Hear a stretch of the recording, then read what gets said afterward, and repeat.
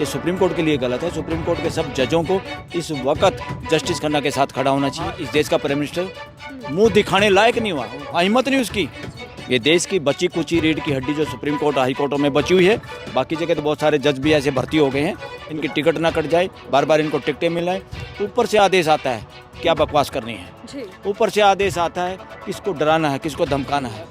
नड्डा के हाथ में कुछ नहीं है। नड्डा ऐसे ही है जैसे 0 अंक आता है ना बच्चे का, उसके कोई औकात नहीं है। खाम खा का एक्सटेंशन मिला हुआ उसको, क्योंकि डेमोक्रेसी नहीं है। बंदर जो ज़्यादा तमाशा दिखाएगा, मदारी उसको 1 केला एक्स्ट्रा देगा, उसको चने भुगड़े ज़्यादा देगा। जाए कि ये आघोषित साइड चल रही है। दुबे का बयान प्राइम मिनिस्टर का बयान है, निशिकांत दुबे का बयान गृह मंत्री का बयान है। सुप्रीम कोर्ट ने अपनी ड्यूटी नहीं की, सुप्रीम कोर्ट ने अपनी ड्यूटी स्लो की।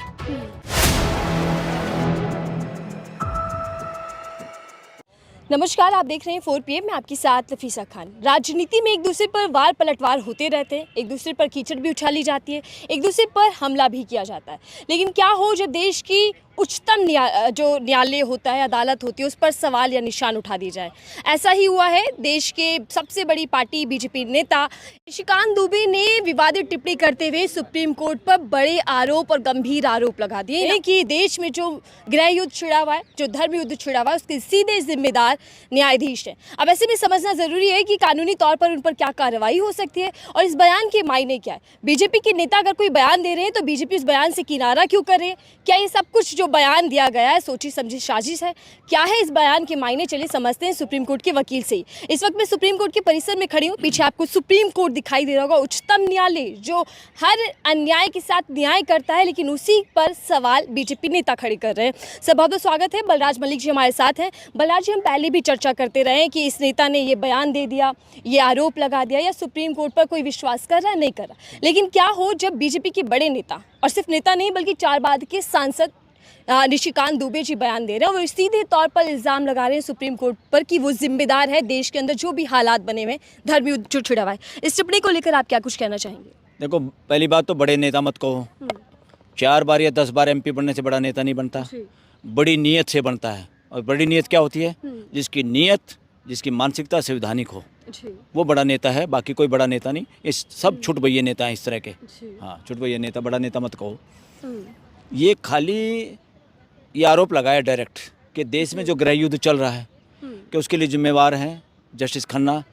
इसलिए जस्टिस खन्ना के साथ उसकी पूरी टीम, सुप्रीम कोर्ट के जितने जज, उनको सामने आना चाहिए था। अभी तक सो मोटो एक्शन लेना चाहिए, क्योंकि ये प्रिविलेज नहीं है इनको। ये जो विशेषाधिकार है पार्लियामेंट के अंदर बोलने का, वहाँ भी ये बात अगर कही होती हम मान लेते कि भाई उसको वहाँ उस दायरे में हमने एक जगह दी हुई है।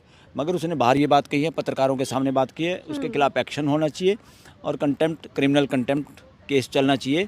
अब कोर्ट ने, सुप्रीम कोर्ट ने भी आज किसी केस में कह दिया कि आप अटॉर्नी जनरल से मिलिए, उनको पिटीशन दीजिए। यानी सुप्रीम कोर्ट कहीं ना कहीं इस बात से पीछे हट रही है खुद एक्शन लेने से।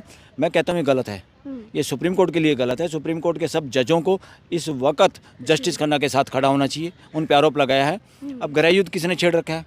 गृह युद्ध बीजेपी ने छेड़ रखा है।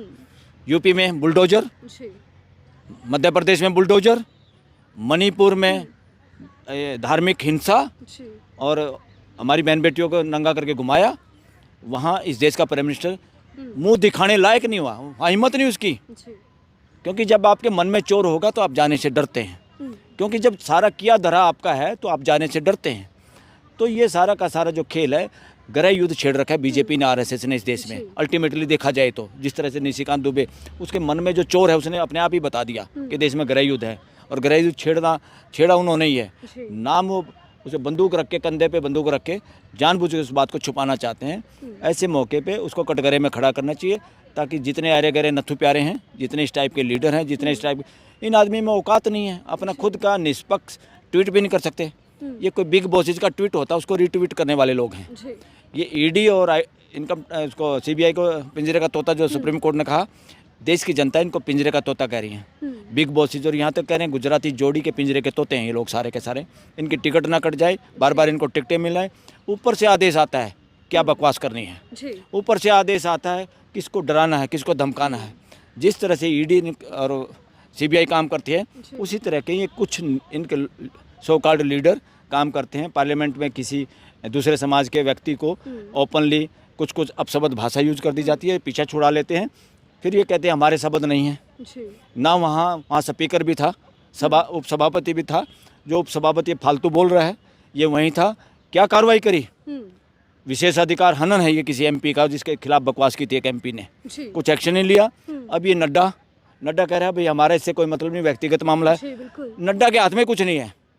नड्डा ऐसे ही है जैसे 0 अंक आता है ना बच्चे का, उसके कोई औकात नहीं है। खाम खा का एक्सटेंशन मिला हुआ उसको, क्योंकि डेमोक्रेसी नहीं है बीजेपी में, कब्जा है बीजेपी का। अब करैक्टर कुछ लोगों ने ऐसा बना दिया है जैसे हिटलर की पार्टी, और इस वजह से तानाशाही चल रही है।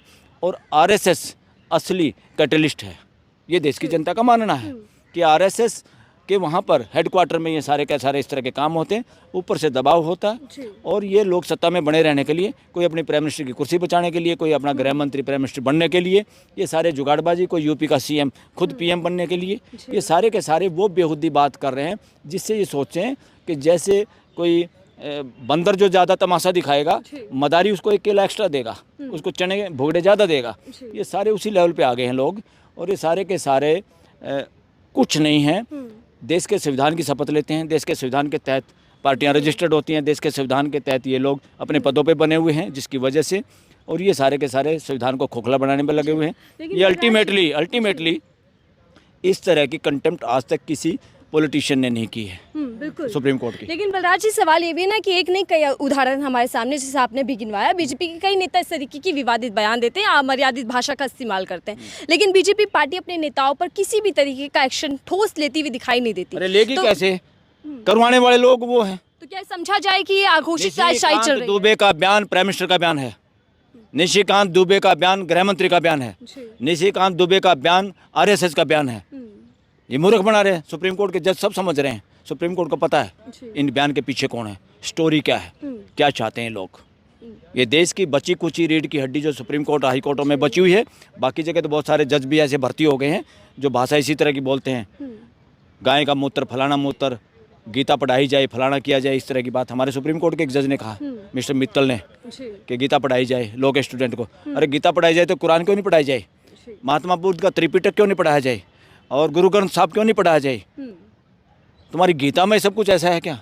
इस तरह की धार्मिक ग्रंथों के साथ भी डिस्क्रिमिनेशन, दैट इज नॉनसेंस, ये ठीक नहीं है। ठीक है, तो फिर सर जिस तरीके के बयान सामने आया, इस बयान को लेकर कानूनी तौर पर किस तरीके का एक्शन लिया जाएगा? अगर कोई सुप्रीम कोर्ट का नादर करे तो फिर दंडित क्या किया जाएगा? 2 ही रास्ते हैं। सुप्रीम कोर्ट खुद एक्शन ले सकती थी इसके खिलाफ, हाई कोर्ट भी ले सकती हैं, क्यों कॉन्स्टिट्यूशनल कोर्ट है। मगर ये सुप्रीम कोर्ट के जज के खिलाफ किया है तो सुप्रीम कोर्ट को इसमें लेना चाहिए। खुद संजीव खन्ना ले सकते हैं, संजीव खन्ना का बेंच ले सकता है, दूसरे जज ले सकते हैं सुप्रीम कोर्ट के जज, तो इनको लेना चाहिए। ऐसे मैं तो कहूँ ऐसे केस में तो हिम्मत कोई और भी हाई कोर्ट भी दिखा दे, क्योंकि अदरवाइज हाई कोर्ट को अलग पावर है, सुप्रीम कोर्ट को अलग पावर है। ये सुप्रीम कोर्ट के बारे में कहा गया तो सुप्रीम कोर्ट को ये करना चाहिए। अब इन्होंने किया नहीं, या तो ये अपनी दरिया दिली दिखाने के लिए देश के सामने के कि भाई हम उस लेवल पे जाना नहीं चाहते। अब इन्होंने आज ही सुप्रीम कोर्ट के जस्टिस गवई के बेंच ने, और जिसमें जस्टिस मसीह भी बैठे, उन्होंने कोई से ने अप्रोच किया, उसने कहा आप अटॉर्नी जनरल के पास जाइए। अटॉर्नी जनरल को नियुक्त करती है राष्ट्रपति, और अटॉर्नी जनरल कॉन्स्टिट्यूशनल पोस्ट है, वो किसी के मातहत नहीं है। मगर उसके बावजूद इस देश में अटॉर्नी जनरल ऑफिस को भी एक सरकारी वकील बना दिया गया है, जैसे अपने। अदरवाइज तो अटॉर्नी जनरल को तो सिर्फ और सिर्फ राय मशवरा देना चाहिए कि कोई गलत काम आप संविधान के खिलाफ ना करो। अब तो रास्ता अटॉर्नी जनरल के पास है। अटॉर्नी जनरल भले आदमी हैं, मगर मुझे नहीं लगता अटॉर्नी जनरल इस मामले में कुछ कर पाएंगे। या निशिकांत दुबे के खिलाफ जो पिटीशन आया उनके पास, उसमें वो रिकमेंड करेंगे कंटेम्प्ट के लिए। यही दुर्भाग्य होगा। कार्रवाई के तौर पर हो क्या सकता है? क्या जो सदस्यता है वो रद्द होगी? किस तरीके का एक्शन? 6 महीने की सजा और 1000-2000 रुपये का जुर्माना, या दोनों यही हो सकते हैं कंटेम्प्ट में। ये क्या संभव है? हो पाएगा? क्योंकि बीजेपी के नेता संभव है। अगर देखते हैं अभी, हो सकता है ये अटॉर्नी जनरल परमिशन दे दे, अगर ना भी दे, हो सकता है लोग दोबारा सुप्रीम कोर्ट को प्रेरित करें। अगर बार एसोसिएशन को सामने आना चाहिए, सुप्रीम कोर्ट बार एसोसिएशन को सामने आना चाहिए, to save the dignity, to support the supreme court, to support the judiciary of this country. मेरी पर्सनल रिक्वेस्ट है सुप्रीम कोर्ट बार एसोसिएशन को और प्रेसिडेंट मिस्टर सिब्बल को कि वो इस बात के लिए लड़ाई लड़े, काम करें। जी बलराज जी, मुझे एक और उदाहरण या फिर समझना चाहूँगी आपसे। आपको याद होगा राहुल गांधी का जो सरनेम मामला चला था, सरनेम मामले में अपमान किया, इस तरीके के इल्ज़ाम राहुल गांधी पर लगे, आरोप और राहुल गांधी की सदस्यता को रद्द कर दिया गया, सुप्रीम कोर्ट से राहत मिली। जिस तरीके की बीजेपी के नेता की टिप्पणी सुप्रीम कोर्ट को लेकर आई है, तो क्या उनकी सदस्यता भी रद्द होनी चाहिए? पैमाना क्या होगा कानूनी तौर पर? वो करप्शन के मामले में है। कोई आदमी 2 साल की सज़ा हो जाए तब सदस्यता जाती है, इस तरह नहीं जाती। लेकिन मोदी सरनेम पर विवाद हुआ था और इसी पर हाई कोर्ट ने ये पूरा फैसला सुनाया। उसमें डेफामेशन थी, उसमें सज़ा 2 साल की का प्रोविज़न है। उससे ज़्यादा किसी की हो जाए किसी और मुकदमे में तो जा सकती है। लेकिन क्या दोनों मामले सिमिलर हैं? नहीं, दोनों मामले सिमिलर नहीं हैं। यहाँ कोई डेफामेशन डालने वाला हो तभी तो होगा सिमिलर। यहाँ डेफामेशन डालने वाला कोई नहीं है। संजीव खन्ना खुद जाके डेफामेशन डाले किसी के खिलाफ, ये अच्छा नहीं होगा देश में। हाँ ठीक है, लेकिन सर बीजेपी नेताओं का ये कहना है कि जो सुप्रीम कोर्ट है वो अपनी सीमाओं को लांघ रहा है और सुप्रीम कोर्ट राष्ट्रपति को आदेश नहीं दे सकता। सुप्रीम कोर्ट कोई सीमा को नहीं लांघ रहा। सुप्रीम कोर्ट सीमा के अंदर है। सुप्रीम कोर्ट वो काम नहीं कर रहा जितना करना चाहिए। हम सब की शिकायत तो ये है कि सुप्रीम कोर्ट को वो काम करना चाहिए। अगर वो सुप्रीम कोर्ट अपनी ड्यूटी पूरी करती तो देश में 10 साल ED, income tax, early morning शपथ दिलाना, एमएलए भर भर के जहाज में दूसरे स्टेट में जाना और बेहुदे बयान देना, नेताओं का लोगों के घरों पे बुलडोजर चलाना, ये नहीं होता। सुप्रीम कोर्ट कितने दिनों के बाद, यहाँ एक पत्रकार कप्पन की 2 साल के बाद जमानत होती है। यहाँ कितने साल तक घर को ढाया जाता रहा, कितने साल के बाद सुप्रीम कोर्ट जागी है। सुप्रीम कोर्ट ने अपनी ड्यूटी नहीं की। सुप्रीम कोर्ट ने अपनी ड्यूटी स्लो की। अगर सुप्रीम कोर्ट अपनी ड्यूटी समय पे करे और अर्ली करे तो इस तरह की तानाशाही और इस तरह की बेहूदगी, डेमोक्रेसी के साथ मजाक और शासन की जगह पे इस देश में मानवीय व्यवस्था स्थापित हो चुकी होती। लेकिन बलराज जी, क्या सुप्रीम कोर्ट अपनी सख्त टिप्पणियों के चलते आउटरीच होता जा रहा है जिससे सरकार परेशान है और इसीलिए एक सोची समझी रणनीति के तहत सुप्रीम कोर्ट को टारगेट किया जा रहा है? अरे भाई, कोई शराबी बच्चा हो, माँ बाप उसको कहेंगे ना, उसके परेशान होता है, वो उसको लत लगी हुई है। इस सरकार को एडिक्शन है बेहुदे फैसले लेने के लिए, जातिवाद फैलाने के लिए, आपस में लड़ाने के लिए, हिंदू मुसलमान करने के लिए। ये एडिक्टेड लोग हैं। इनको इस एडिक्शन से छुटकारा सुप्रीम कोर्ट दिलाना ज़रूरी है। सुप्रीम कोर्ट एक रिफॉर्मेटिव हाउस की तरह काम करना चाहिए ताकि इस तरह का किसी को भी एडिक्शन ना हो और कोई भी इस देश को अपने बाप की जागीर ना समझे।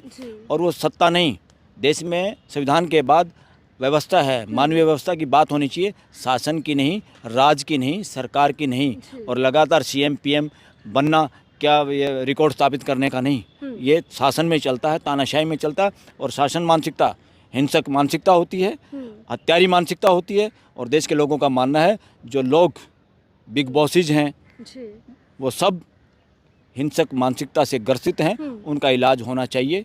इसलिए देश में हत्याओं का दौर जारी है।